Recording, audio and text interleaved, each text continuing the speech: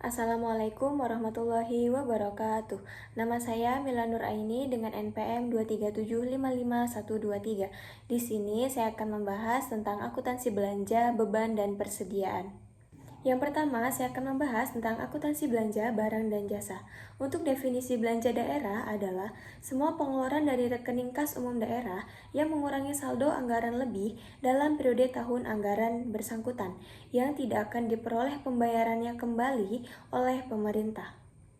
PP nomor 71 tahun 2010. Untuk definisi belanja sendiri adalah kewajiban pemerintah daerah yang diakui sebagai pengurang nilai kekayaan bersih.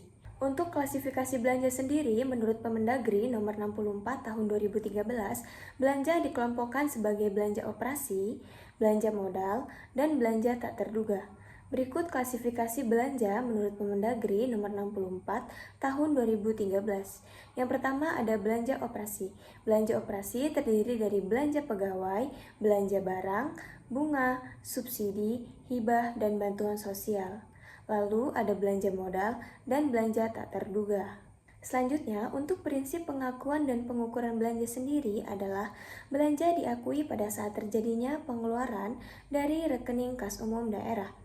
Yang kedua, pengeluaran melalui bendahara pengeluaran, pengakuan belanjanya terjadi pada saat pertanggungjawaban atas pengeluaran yang disahkan oleh unit yang mempunyai fungsi perbendaharaan. Koreksi atas penerimaan kembali belanja yang terjadi pada periode dicatat sebagai pengurang belanja. Apabila diterima pada periode berikutnya, koreksi belanja dicatat sebagai pendapatan lain-lain laporan realisasi anggaran. Untuk pencatatan belanja barang dan jasa sendiri adalah jurnal atas belanja dibuat dalam kaitannya pemerintah daerah sebagai entitas akuntansi. Pencatatannya digunakan double entry yang akan menghasilkan laporan realisasi anggaran atau LRA. Contoh pencatatan belanja dalam buku jurnal yaitu belanja pada estimasi perubahan SAL. Belanja sendiri dicatat pada akun debit dan estimasi perubahan SAL dicatat pada akun kredit. Untuk penyajiannya, belanja akan dilaporkan dalam laporan realisasi anggaran atau LRA setelah akun pendapatan. Selanjutnya, saya akan membahas tentang akuntansi beban. Untuk definisi beban sendiri adalah penurunan manfaat ekonomi atau potensi jasa dalam periode pelaporan yang menurunkan ekuitas, dapat berupa pengeluaran atau konsumsi aset atau timbulnya kewajiban, menurut PP nomor 71 tahun 2010. Selanjutnya adalah klasifikasi beban.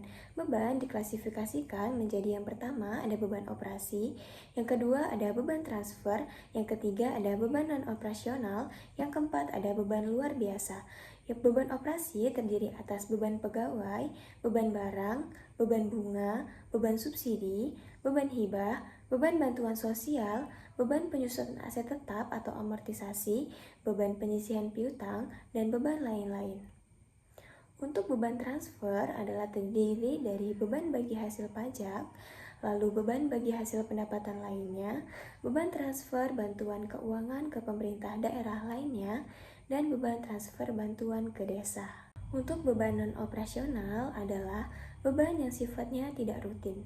Misalnya berasal dari defisit penjualan aset non-lancar, defisit penyelesaian kewajiban jangka panjang, defisit dari kegiatan non-operasional lainnya. Lalu ada beban luar biasa. Untuk mencatat beban atas kejadian luar biasa, yang termasuk dalam kejadian luar biasa adalah tidak bisa diramalkan pada awal tahun anggaran, tidak diharapkan terjadi berulang-ulang, kejadiannya di luar kendali pemerintah. Itulah termasuk dari klasifikasi beban.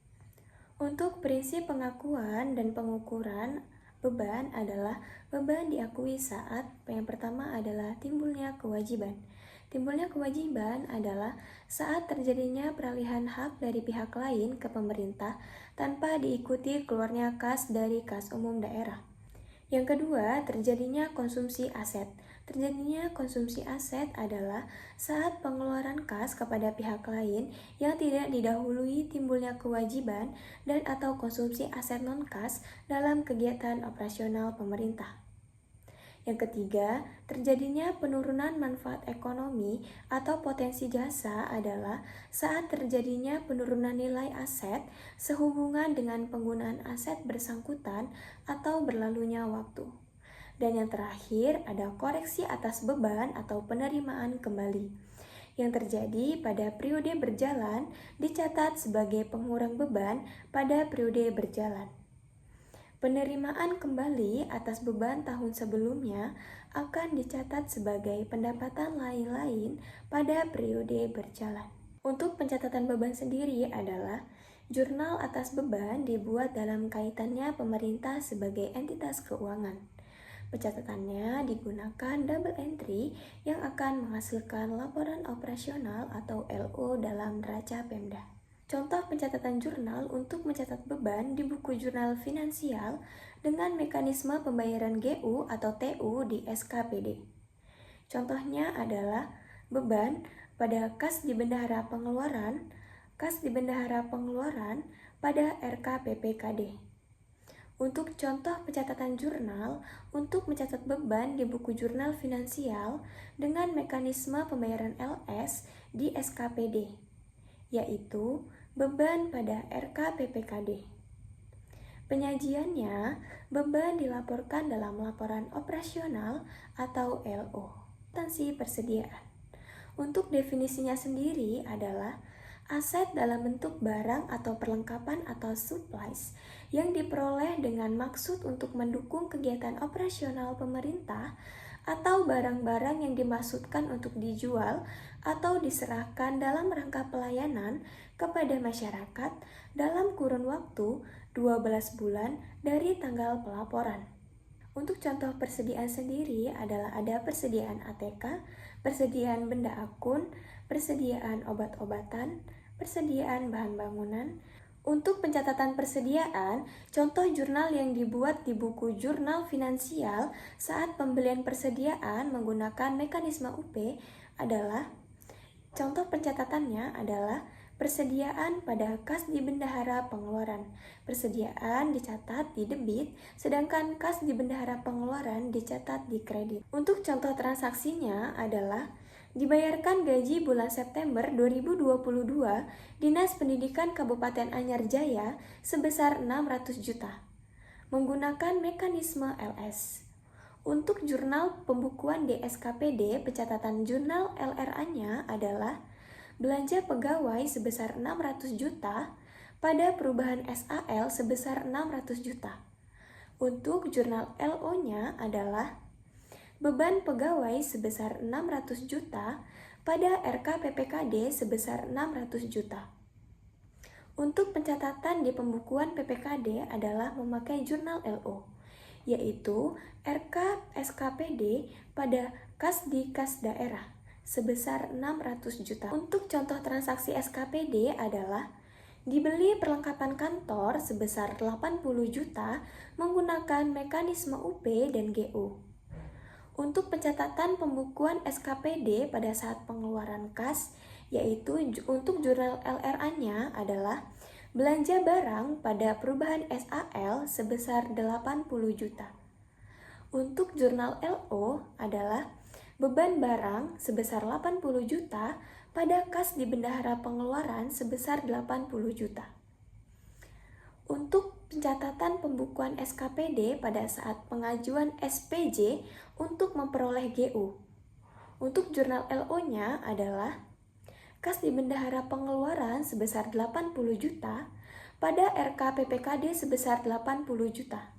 Untuk pembukuan di PPKD adalah untuk jurnal LO-nya adalah RK SKPD pada kas di kas daerah sebesar 80 juta. Untuk contoh transaksi persediaan adalah pada akhir tahun 2022, persediaan yang tersisa sebanyak 10 juta, sedangkan di neraca saldo, nilai persediaan adalah 6 juta. Untuk jurnal LO-nya adalah persediaan sebesar 4 juta, lalu pada beban persediaan sebesar 4 juta. Untuk jurnal LRA-nya adalah beban barang sebesar 4 juta pada kas di bendahara pengeluaran sebesar 4 juta. Untuk contoh yang kedua adalah pada akhir tahun 2022, persediaan yang tersisa sebanyak 10 juta, sedangkan di neraca saldo nilai persediaan adalah 12 juta. Maka pencatatan jurnalnya adalah jurnal LO, yaitu beban persediaan sebesar 4 juta pada persediaan sebesar 4 juta. Sekian video penjelasan dari saya. Mohon maaf apabila ada kekurangan. Saya ucapkan terima kasih. Saya akhiri. Wassalamualaikum warahmatullahi wabarakatuh.